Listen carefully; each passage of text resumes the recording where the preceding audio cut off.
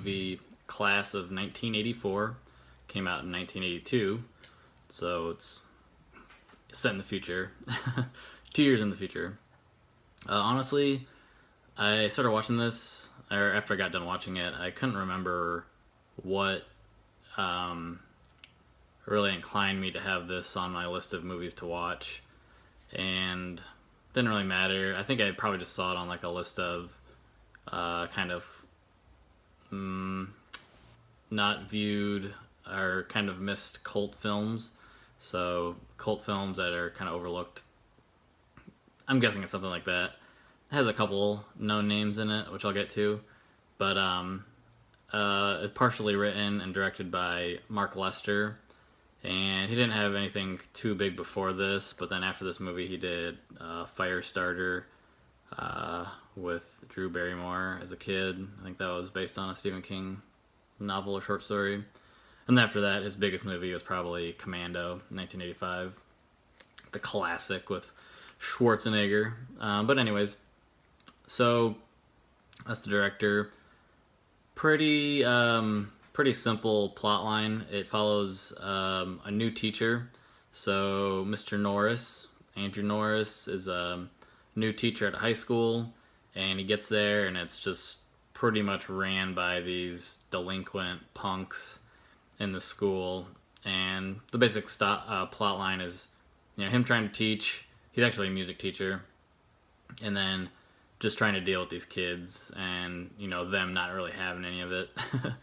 So, but it's pretty interesting in the way that they go about dealing with it, because it's pretty graphic. It's an R-rated movie.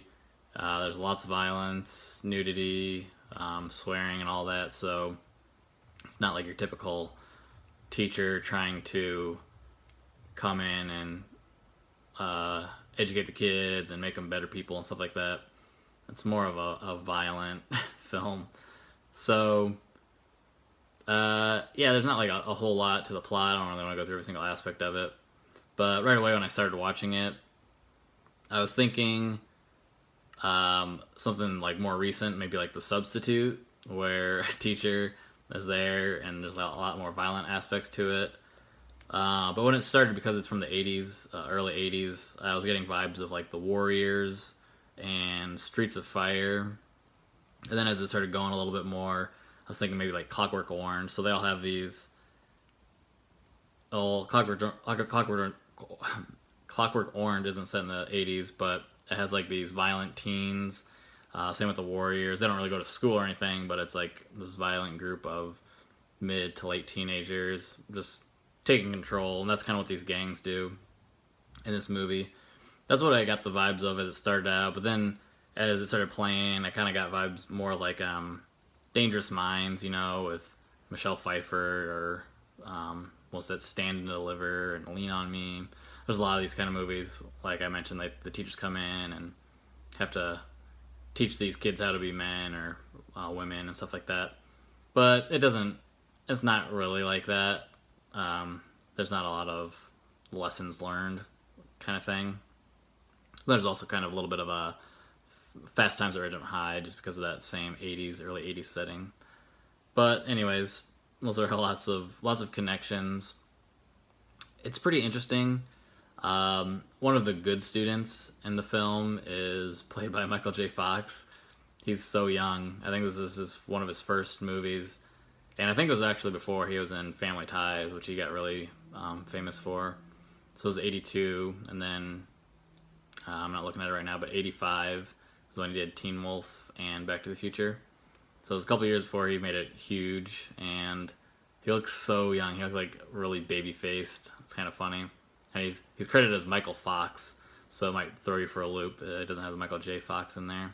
That was pretty interesting. And he's one of the good kids in his music class. So it starts out, Mr. Norris is just trying to teach. He recognizes that all this crazy stuff's happening. But then there's another teacher there, played by Roddy McDowall, famously from the Planet of the Apes movies.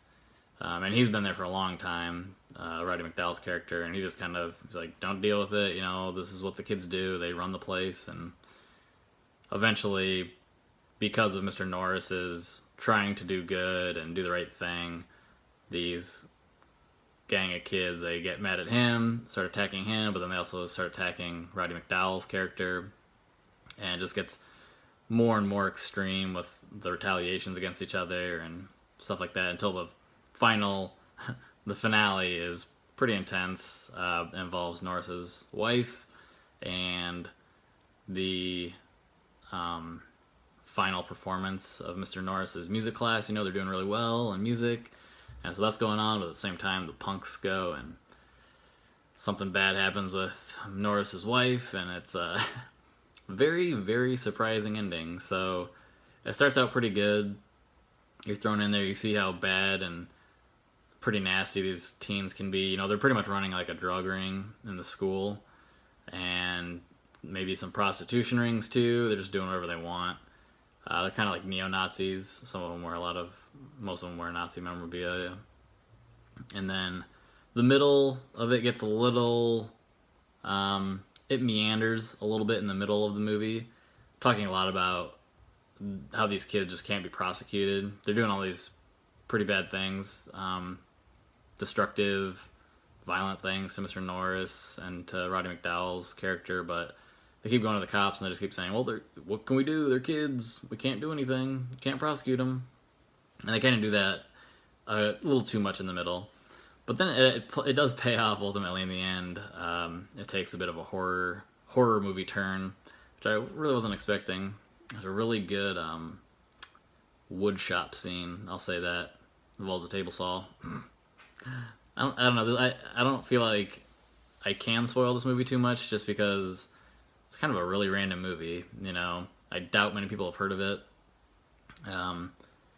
Maybe just from looking at Michael J. Fox's career or something. I don't know how else he'd stumble across this. I forgot how I stumbled across it. So, anyways, kind of rambling on now, but I thought it was pretty good. I'm giving it a 3.5 out of 5.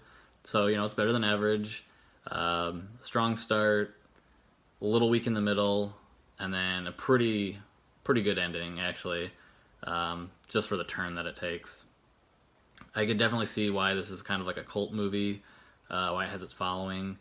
Like I said, if you like movies like The Warriors, a little bit of Clockwork Orange in there, Fast Times at Ridgemont High, it kind of has that. If Fast Times is like this insane school like in South Central LA that was just run by gangs, something like that.